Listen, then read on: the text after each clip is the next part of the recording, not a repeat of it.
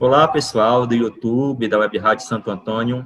Nós estamos começando agora o quadro Conversando de Esperança, deste programa que a gente está fazendo de especial, de final de ano, que é um sinal de esperança. E hoje, ainda sobre esse tema, sobre redes sociais, sobre os avanços tecnológicos que este ano de 2020, foi surpreendido.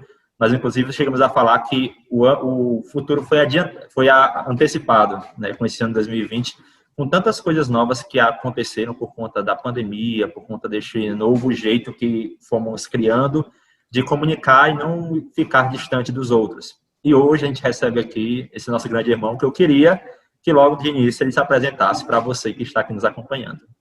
Paz e bem, Frei Roberto, paz e bem a você que nos acompanha no YouTube da Web Rádio Santo Antônio. Muito obrigado primeiro pelo convite, Frei Roberto e toda a equipe.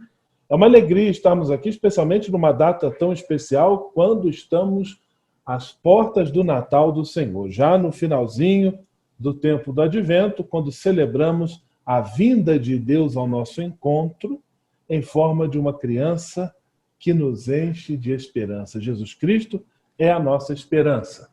Eu sou Frei Gustavo Medella, eu faço parte da província franciscana da Imaculada Conceição do Brasil, filha da província de Santo Antônio do Nordeste, a qual você, Frei Roberto, pertence, e cuja sede é em São Paulo, capital, onde eu também moro, porque atualmente estou no serviço de vigário provincial e também secretário para evangelização de nossa província. Secretário para evangelização é aquele que anima os irmãos presente em nossas diferentes frentes evangelizadoras, na qual os frades exercem sua vida e missão. Por isso, muito obrigado pelo convite e é uma alegria estar aqui para falarmos sobre esperança. Pois é, Frei Gustavo, e a gente convidou o senhor para participar com a gente por alguns motivos, Primeiramente, falando em tecnologia, falando em redes sociais, falando nessa comunicação que cada vez mais vai se aprimorando, e neste ano de 2020 teve um grande salto. A gente não pode, nessa dimensão franciscana, deixar de falar de Gustavo, de Frei Gustavo Medella, que gosta muito também dessa área, faz trabalho muito ricos nesse sentido. Inclusive, tem até o Manhã Franciscana, que a gente toca aqui na Web Rádio Santo Antônio todo domingo, às 10 da manhã, está lá tocando, e o pessoal tem acompanhado com muita assiduidade, e o senhor, na verdade, eu posso considerar assim, um amante também da comunicação e do zelo e do gosto que faz diante disso. E a gente convida um religioso, um frade franciscano, para lançar um olhar para esta comunicação, para estes meios de evangelização, com um olhar de esperança, que para muitas vezes é taxado como algo que limita, como algo que prende as pessoas, que divide as pessoas da realidade, enfim. Então, por isso a gente convida o senhor para participar desta roda de conversa, deste momento interativo aqui com o pessoal também que está nos acompanhando pelos canais da Web Rádio Santo Antônio. Mas para começar, então, o Frei Gustavo, como é que o senhor, então, enxerga e vê este ano de 2020 como esse ano dos avanços, eu falo das tecnologias, mas mais ainda nesse sentido desta busca da comunicação, Até porque a gente viu uma pandemia onde todo mundo se isolou, e a gente sabe que, naturalmente, nós, seres humanos, temos este desejo de se relacionar com os outros, de se comunicar com os outros. E aí, diante da pandemia, do isolamento, cada um dentro de casa, lockdown e tal, as pessoas se sentiam da necessidade de encontrar formas de se comunicar.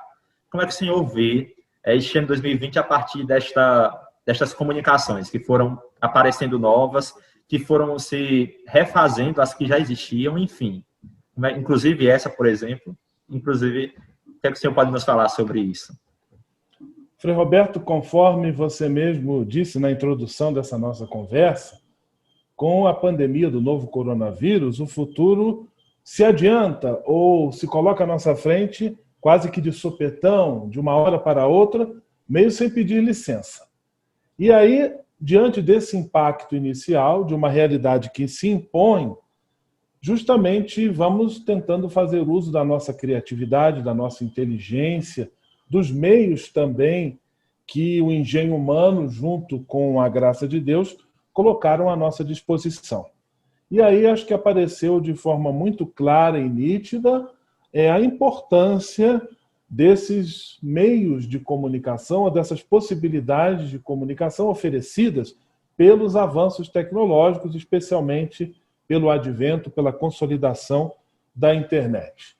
E aí nós, no decorrer deste ano, acho que fomos descobrindo ou intensificando descobertas que já conhecíamos, mas que ainda não estavam tão assim agregadas ao nosso dia a dia, que é justamente o de transformar a conexão em comunhão. O Papa Francisco, quando fala das redes sociais, da internet, de todos os benefícios da tecnologia, ele faz questão de frisar que não é uma rede apenas de aparelhos e de fios, de antenas, mas é uma rede de pessoas. E é por isso, então, que precisamos, na nossa pastoral, na nossa comunicação, perceber que é uma rede de pessoas. E eu acho que isso ficou muito claro com o advento da pandemia, onde os encontros em família, onde os encontros em comunidade, as celebrações da fé, os grandes momentos da vida precisaram migrar ou ocorrer quase que exclusivamente a partir dessas plataformas eletrônicas. Então, nós percebemos que elas podem, e é muito bom que estejam de fato a serviço dessa cultura do encontro, desse espírito de fraternidade. E aí a igreja, e nós todos como igreja, precisamos estar atentos às provocações que esse tempo nos faz. Creio que foi um esforço muito louvável e bonito de nossas comunidades de fé, de nossas comunidades religiosas, essa de buscar manter e cultivar a proximidade, mesmo num período de tanta dificuldade, de tanto medo, de tanto desafio. Os meios de comunicação, as tecnologias não deixam de ser maneiras de expressarmos essa comunhão e de manifestarmos essa proximidade, de comunicarmos uns para os outros que ninguém está sozinho, mas que podemos, queremos e devemos continuar juntos, nos ajudando mutuamente. Verdade, Frei, verdade. Inclusive, o senhor já deixou uma deixa para a gente falar sobre essa dimensão de como as comunidades de fé, como as paróquias, as comunidades entraram de cheio, ainda mais nessa dimensão das transmissões, por exemplo, né? Um surto. Inclusive, tem vários memes na internet dizendo que aonde eu abro uma geladeira, eu encontro uma live, por exemplo, lá dentro, porque foi o tempo de muitas lives, de muitos momentos de transmissão, enfim, né? O Instagram teve que se reinventar também, o próprio YouTube, enfim, todos os meios para aguentar o suporte de tantas lives, de tantas pessoas que tinham essa necessidade de transmissão, enfim. E as paróquias, as nossas comunidades de fé não ficaram de fora disso, né? Inclusive, eu me lembro que a Imaculada Conceição, né, eu não sei se ainda está fazendo, porque de vez em quando eu olho o Instagram e acompanho, mas tinha uma live não sei se era todo dia, mas que tinha um momento de estudar a palavra, que o senhor participava, tinha outros frades também, né? Então, o quanto a gente pode ver positivamente embora o senhor já tenha falado um pouco sobre isso, né, dessa transmissão que fez com que os idosos, que eram um grupo de risco, as pessoas que não poderiam ir para a igreja, né, pudessem participar das celebrações, né? A gente viu, por exemplo, que o Papa, a própria igreja, né, teve que também reinventar e até mesmo, entre aspas, né, aceitar essa proposta de os fiéis acompanharem de casa, por exemplo, Semana Santa, né, que é o mistério central da nossa fé, e outros momentos, né, e formando, efetivando cada vez mais essa PASCOM, a Pastoral da Comunicação, esses grupos que já existiam, mas que agora ganharam ainda uma responsabilidade maior da transmissão, né? Como é que a gente pode ligar, então, essa evangelização com a comunicação que foi tão própria desse tempo? Acho que alguns pontos podem ser destacados, Frei Roberto, desse fenômeno e tudo que ainda estamos vivendo, né? E muitas reflexões, inclusive para a área da teologia e seus diversos ramos, já estão nascendo e necessariamente vão nascer a partir de tudo aquilo que estamos vivenciando e vivenciamos neste tempo de pandemia.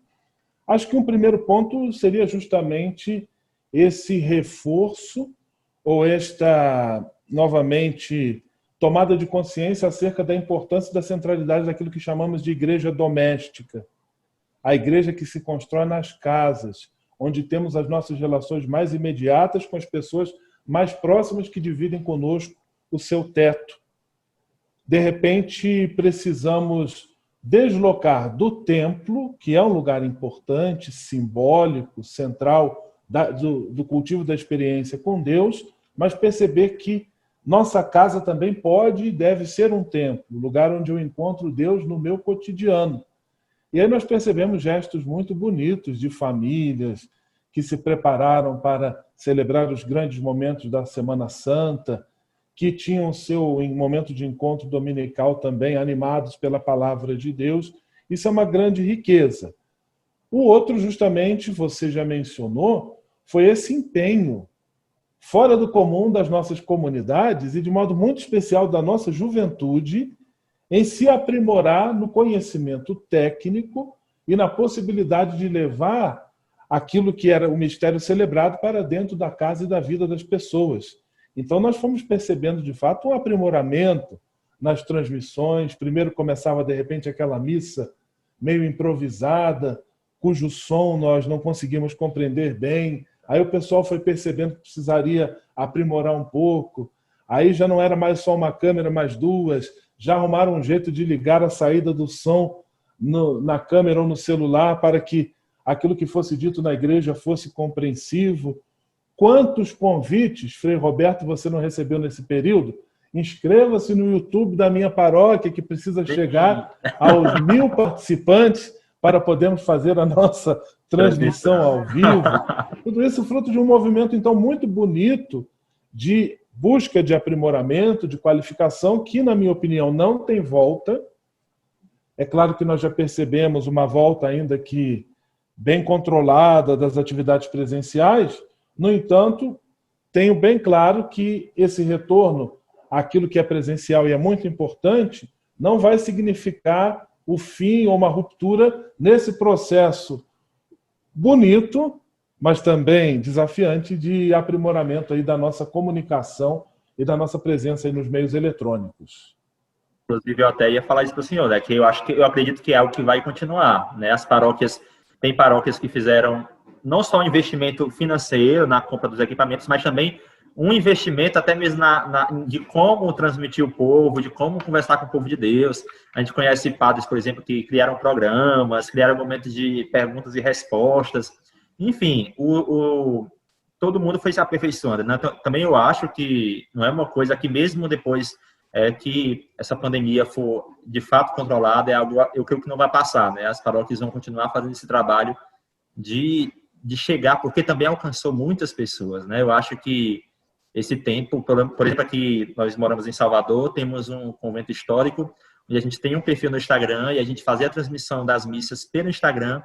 Turistas que são de fora, de outros países, que seguiam a gente no Instagram, encontraram uma forma de estar mais próximo do convento e enxergar um convento que não é só histórico, mas é um convento também que tem a dimensão da Eucaristia, da religiosidade, né? Então, também eu acredito que é algo que não vai passar. Ao contrário, como você ia falando também na sua fala, e colocando na sua fala, é algo que pretende realmente continuar, né? E cada vez mais se aperfeiçoando, né? A igreja vai encontrando esse lugar nessas novas redes, lançando essas redes em novas redes. Não é isso? Isso mesmo. E foram momentos assim também de experiências muito intensas, né? Você mencionava aí a nossa leitura orante da palavra de Deus, um momento de encontro ao redor da palavra, onde também aparece com muito destaque essa característica da comunicação da internet, que é a interatividade. Quem assiste, quem acompanha, não é apenas um ouvinte, um telespectador, mas é alguém que influencia nos rumos daquilo que está sendo comunicado. E essa nossa experiência também é assim, porque partíamos da leitura do Evangelho, provocávamos as pessoas a uma reflexão e depois abríamos para uma partilha onde as pessoas, nos próprios comentários ali da rede social, podiam expor aquilo que desejavam colocar em comum. Então, esse elemento da interatividade, da proximidade, cria-se, de fato, um espírito de família. Também outra experiência que eu gostaria de destacar desse tempo de pandemia ligada à comunicação foi uma oferta que nós fizemos do início da pandemia até ali, mais ou menos o mês de junho, julho, que era a celebração do abraço e da esperança, voltada às pessoas que não estavam tendo a chance de celebrar nem o velório, nem o sepultamento de seus entes queridos, porque não havia possibilidade, era tudo muito rápido, quase que a pessoa falecida já ia do hospital direto para o cemitério, acompanhada às vezes por pouquíssimas pessoas da família, ou às vezes por ninguém, por conta da contingência, né, da pandemia. E aí pensávamos, qual o tamanho da dor de alguém que perde seu ente querido num contexto tão difícil e que não pode sequer celebrar este adeus. E aí nós passamos a oferecer cada dia de um convento franciscano, transmitida pelo YouTube, uma celebração de exéquias ou de velório, como se fosse o sepultamento daquelas pessoas. A família mandava o nome do falecido, uma foto e a data e o local do falecimento, e nós fazíamos essa celebração. E aí pude vivenciar experiências muito intensas de fraternidade, e dessa fraternidade que não conhece limites geográficos, culturais. Dessa fraternidade, inclusive, da qual o Papa Francisco fala longamente na sua última carta encíclica, Fratelli Tutti, que tem como título justamente o início de uma admoestação de São Francisco, na qual ele lembra ou recorda que todos somos irmãos. Então, de repente, tínhamos alguém que faleceu em Belém do Pará, celebrada por uma comunidade de fé lá do sudoeste do Paraná, sentindo-se em casa, como se a sua própria família estivesse ali reunida, celebrando. Então foram muitas palavras de gratidão, reconhecimento emocionado desse gesto. Simples, mas muito importante para a pessoa nesse momento. Eu acho que isso é também ser igreja nesse novo tempo que estamos vivendo. Essa dimensão traz essa proposta que nós estamos querendo trazer nesse programa, que é olhar para tudo isso, para todos esses avanços, não apenas como algo ruim, né? A gente percebe que muitas pessoas estão falando, tipo, na faculdade mesmo, essa questão das aulas remotas, online, o pessoal fica, ai meu Deus do céu, quando é que isso vai acabar? A gente tem dificuldade, enfim. Lança-se apenas um olhar, muitas vezes, negativo, mas a gente olha esses sinais positivos que fizeram com que as coisas acontecessem, né? Inclusive, o senhor falava sobre o momento da Leste Divina e gerou para mim uma dúvida de que o senhor pudesse partilhar com a gente a experiência, como era a experiência, porque eu percebia que era o senhor que fazia também, mas tinha alguns frades idosos que também participavam deste momento, né, tocando a música, ajudando na reflexão, pelo menos eu acompanhei algumas que tinha. Como era que o senhor acompanhava esse processo de pessoas mais idosas, né, e ele ter que se acostumar, se adaptar com esse novo, né? Aqui em casa, por exemplo, quando a gente começou a fazer a transmissão pelo Instagram, tinha os frades mais idosos quando ia celebrar, e eles falavam assim, olha, você que está acompanhando pela televisão, por exemplo, que não tinha essa facilidade, essa linguagem como a gente tem das redes sociais, mas que iam se adaptando, né? Então, como foi esse processo com os frades, que o senhor convive com esses avanços? Como foi essa troca?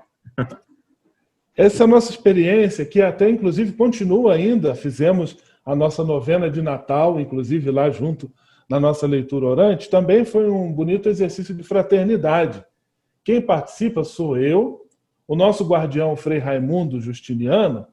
Frei Raimundo, ele deve estar na casa dos 65 anos, e o cabelo dele é bem embranquecido. E o Frei Carlos não é muito idoso, não. Tem uns 48, 49, mas o cabelo branquinho. Então, de fato, podemos achar que ele tem um pouco mais de idade. Mas uma presença assim que nós tomamos como, de fato, um compromisso diário de estarmos juntos ali fazendo essa experiência. Esse espírito de fraternidade intergeracional, o Frei Roberto, eu acho que apareceu também com muita força. E esse interesse das pessoas de outras gerações em ter certa familiaridade com todo esse aparato, tanto nas nossas fraternidades quanto nas famílias. A minha mãe e meu pai aprenderam a espelhar ou a jogar o sinal do telefone celular na televisão para poder assistir às lives, de repente, em vez de ser numa tela pequena, numa tela grande. De maneira que, às vezes, um confrade já idoso, quando diz, você que nos acompanha pela televisão, também não está totalmente equivocado, né?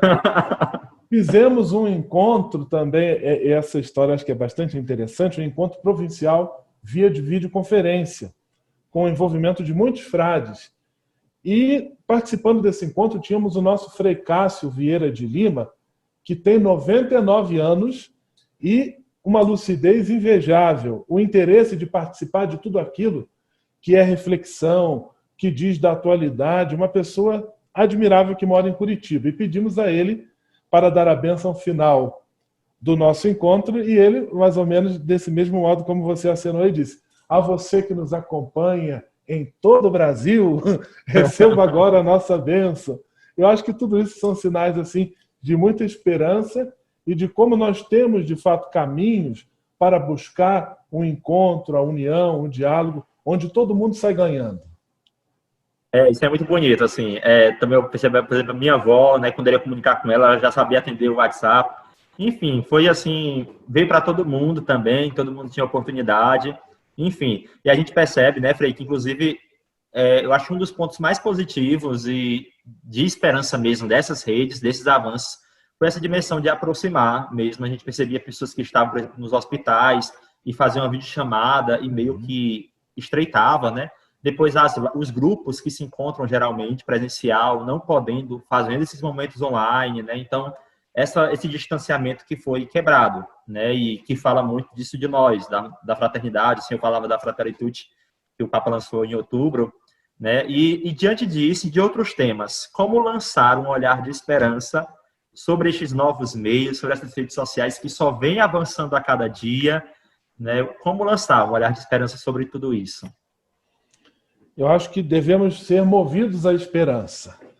E a esperança, nós sabemos, é uma postura ativa também diante da realidade, que vai sempre conferir um sentido de Páscoa ou de ressurreição aos fatos que vão aparecendo aí diante de nós. E nós, como construtores da esperança, precisamos também renovar o nosso compromisso para que esta esperança, levada através das telas, dos aparelhos, das redes, seja acessível a um número cada vez maior de pessoas.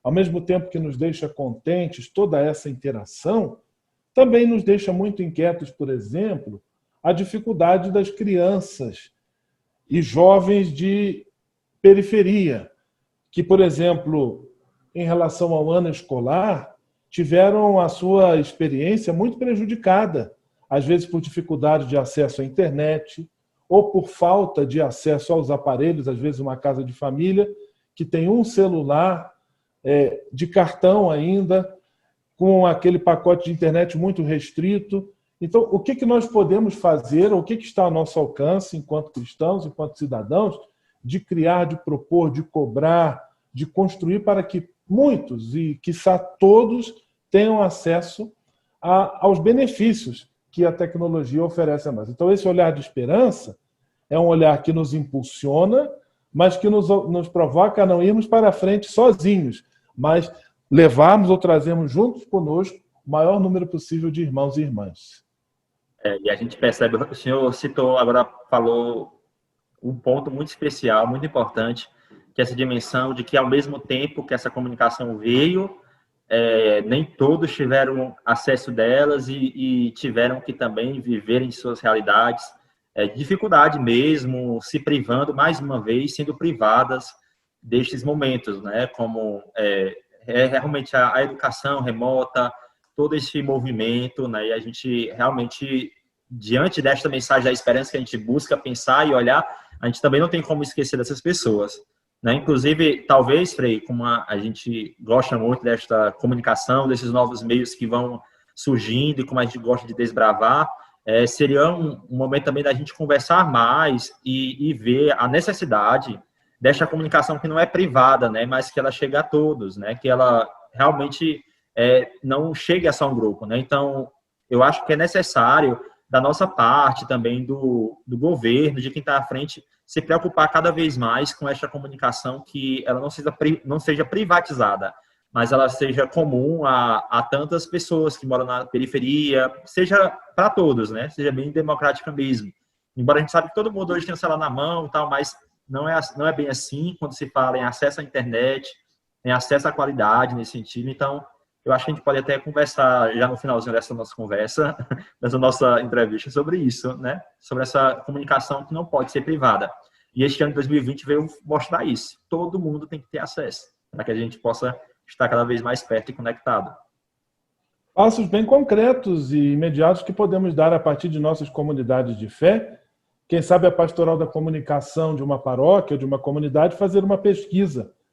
Na nossa área aqui de cobertura da paróquia, a qual a nossa paróquia anima, como que é a chegada do sinal de internet? É feito só por empresas? Tem lugares onde a pessoa pode ter acesso público ao sinal de Wi-Fi? E o acesso das pessoas aos aparelhos? Elas têm condições? Não têm? Se não têm, podemos querer trabalhar juntos por alguma iniciativa que possa facilitar o acesso? E também aí entrar junto, além de dar essa condição física, material, refletir o que é importante, o que significa de fato evangelizar esse ambiente digital. Vencer, às vezes, toda a postura de ódio, de fechamento, de exclusão, que também, infelizmente, se espalham nesses meios, com essa proposta sobre a qual nós temos falado todo esse momento aqui, do encontro, da partilha, da comunhão, do diálogo, do respeito. Muito trabalho temos pela frente. É verdade, muito trabalho, mas é isso mesmo, Frei Gustavo. Muito obrigado, né, por estar conversando aqui com a gente, conversando sobre a esperança, uma conversa de esperança, enfim, né? E aí a gente só lança cada vez mais para 2021, que daqui a pouco chega, né? Esse desejo da gente cada vez mais estar atento para esses espaços, como também espaços de evangelização, como também espaços da propagação da paz, nada de ódio, né? Nada de discurso de ódio, de fake news. A gente teve mais uma vez aqui as eleições desse ano, com também mais uma vez esses problemas girando em torno de tudo isso. Mas, enfim, mais esperança também nessas redes sociais, nesses novos meios de comunicação que vão surgindo. Deixo aqui o espaço para o senhor deixar suas mensagens, sua palavra final. Também a espera do Natal, onde os anjos vão comunicar que nasceu a esperança, nasceu o amor, enfim, Frei. A mensagem que eu deixo, ela nasce do presépio, que certamente você montou aí na sua casa. E eu sugiro que você se coloque diante do presépio. O pessoal andou brincando que esse ano o presépio ia ser um pouco diferente, né? Que Maria e José iam estar de máscara, que ia ter um anjo lá na porta com termômetro para medir a temperatura dos pastores, mas isso tudo é brincadeira. Olha essa cena maravilhosa, que encantou também, tocou profundamente o coração de São Francisco, ele que foi o primeiro a propor essa representação visual do nascimento de Jesus. E olhe para aquele menino que está ali, entre as palhas, e veja o que aquele menino lhe comunica. A paz, a esperança, a serenidade do coração, a sabedoria e o discernimento para tomar as melhores decisões. E deixe que todas essas posturas, esses valores que o menino de Belém lhe comunica, tomem conta da sua vida e que você não tenha medo e seja generoso em espalhar todos esses benefícios em todos os ambientes onde você convive, especialmente o ambiente digital. Que nos seus grupos de WhatsApp, que no seu perfil do Facebook, que na sua navegação pelos sites e páginas da vida, você seja um promotor da paz, um difusor da esperança, um construtor do reino de Deus. Essa é a grande mensagem do Natal, essa é a grande expectativa que Deus tem para conosco em relação a todos os ambientes onde estamos, conforme já disse, e de modo muito especial nesse ambiente da internet, o ambiente da comunicação digital. Paz e bem. Paz e bem. Muito obrigado, Frei Gustavo.